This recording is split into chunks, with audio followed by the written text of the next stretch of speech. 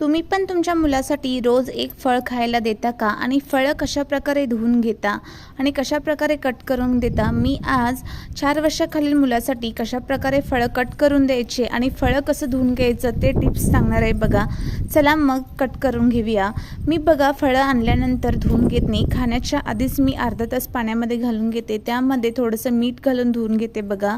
फळामध्ये म्हणाल तर ॲपल किंवा द्राक्षला तरी जास्त औषध मारलेले असतात बघा. त्यामुळे द्राक्ष धुवून घेताना मीठ आणि थोडंसं हळद घालून धुवून घ्यायचं. मी अशा प्रकारे ॲपलचं साली काढून घेते बघा. जर तुमचं बाळ ॲपलचं साल खात नसेल तर अशा प्रकारे वरचं साल काढून घ्यायचं आणि फोडी करून फोर्क चमचा असते बघा ते सुद्धा बाउलमध्ये घालून द्यायचं. म्हणजे आवडीने खातात, काहीतरी वेगळं असं वाटतं. त्यामुळे त्यांना फळंसुद्धा खायला आवडतात बघा. तुम्ही म्हणाल मग ॲपलचं साली टाकून द्यायचे की नाही टाकून द्यायची, ते आपण स्वतः खायचे. जर ही टिप्स आवडली तर लाईक करा आणि सबस्क्राईब करा.